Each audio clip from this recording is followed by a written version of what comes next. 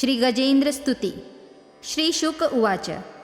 एवं व्यवसितो बुद्ध्या समाधाय मनोरथी जजाप परमं जाप्यं प्राग्जन्मन्यनुशिक्षितम्।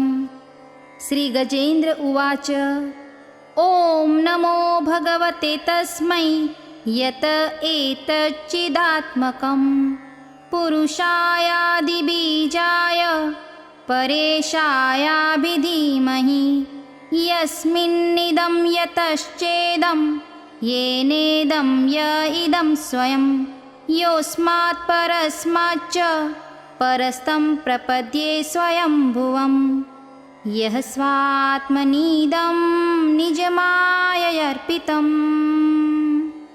क्वचिद्विभातं क्वच तत्तिरोहितम् अविद्यादृक्साक्षोभयं तदीक्षते स आत्ममूलोऽवतु मां परात्परः। कालेन पञ्चत्वमितेषु कृत्स्नसो लोकेषु पालेषु च सर्वहेतुषु तमस्तदासीद् गहनं गभीरं यस्तस्य पारे विविराजते विभुः न यस्य देवारुषयः पदं विदुर्जन्तुः पुनः कोऽर्हति गन्तुमीरितुम्।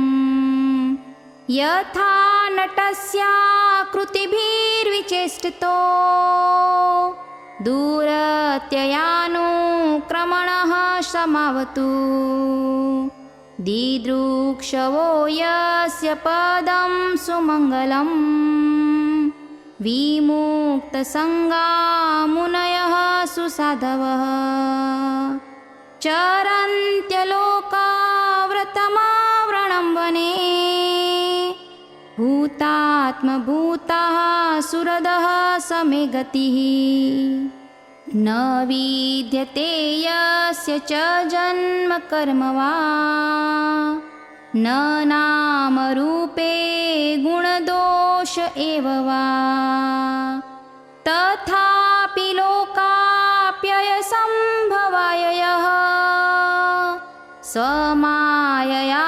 तान्यनुकालमृच्छति तस्मै नमः परेशाय ब्रह्मणेऽनन्तशक्तये अरूपायोरुरूपाय नम आश्चर्यकर्मणे नम आत्मप्रदीपाय साक्षिणे परमात्मने नमो गिरां विदुराय मनसश्चेतसामपि सत्त्वेन प्रतिलभ्याय नैष्कर्म्येण विपश्चिता नमः कैवल्यनाथाय निर्वाणसुखसंविदे नमः शान्ताय घोराय मूढाय गुणधर्मिणे निर्विशेषाय साम्याय नमो ज्ञानघनाय च क्षेत्रज्ञाय नमस्तुभ्यं सर्वाध्यक्षाय साक्षिणे पुरुषायात्ममूलाय मूलप्रकृतये नमः सर्वेन्द्रियगुणद्रष्टे सर्वप्रत्ययहेतवे असत्ताच्छाय योक्ताय सदाभासाय ते नमः। नमो नमस्तेऽखिलकारणाय निष्कारणायाद्भुतकारणाय सर्वागमनाय महाणवाय नमोपवर्गाय परायणाय गुणारणिच्छन्नचिदूष्मपाय तत्क्षोभविस्फुरजितमानसाय नैष्कर्म्यभावेन विवर्जितागं स्वयं प्रकाशाय नमस्करोमि मातृप्रपन्नपशुपाशविमोक्षणाय मुक्ताय भूरिकरुणाय नमोलयाय श्वासेन सर्वतनुभृन्मनसि प्रतीता प्रत्यग्दृशे भगवते बृहते नमस्ते आत्मात्मजाप्तगृहवित्तजनेषु सक्ते दुष्प्रापणाय गुणसङ्गविवर्जिताय मुक्तात्मभिः स्वहृदये परिभाविताय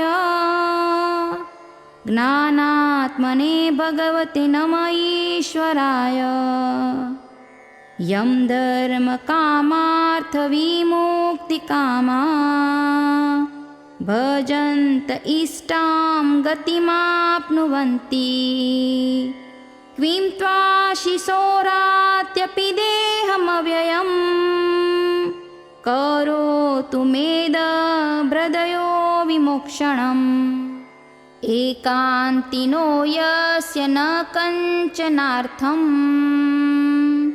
वाच्छन्ति ये वै भगवत्प्रपन्नाः अत्यद्भुतं तच्चरितं सुमङ्गलं गायन्त आनन्दसमुद्रमग्नः तमक्षरं ब्रह्म परं परेशम् अव्यक्तमाध्यात्मिकयोगगम्यम् अतीन्द्रियं सूक्ष्ममिवातिदूरम्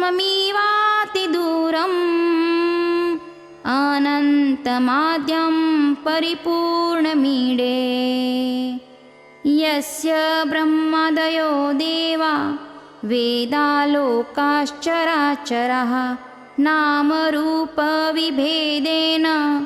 फलग्व्याच कलया कृताः यथार्चिषोऽग्नेः सवितुर्गभस्तयो निर्यान्ति संयान्त्यसकृतस्वरोचिषः तथा यतोऽयं गुणसम्प्रवाहो बुद्धिर्मनः खानि शरीरसर्गः स वै न देवासुरमर्त्यतिर्यं न स्त्री न षण्डो न पुमान् न जन्तुः नायं गुणः कर्म न सन्न चासन् निषेधशेषो जयतादशेषः जीजीविषेणाहमिहामुया किम् अन्तर्बहिश्चावृतये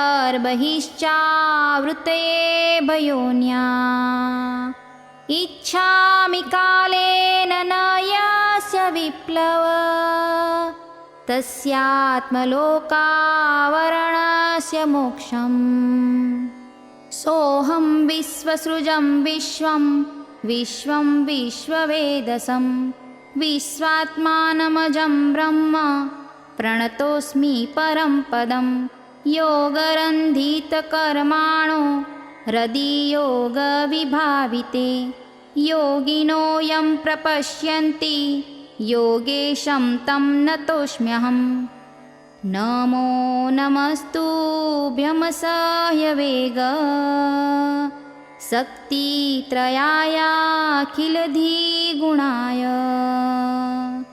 प्रपन्नपालाय दुरन्तशक्तये कदीन्द्रियाणामनवाप्यवर्त्मने नायं वेद स्वमात्मानं यच्छक्त्याहन्धिया हतं तं दुरत्ययमाहात्म्यं भगवन्तमीतोऽस्म्यहं भगवन्तमीतोऽस्म्यहं भगवन्तमीतोऽस्म्यहम्।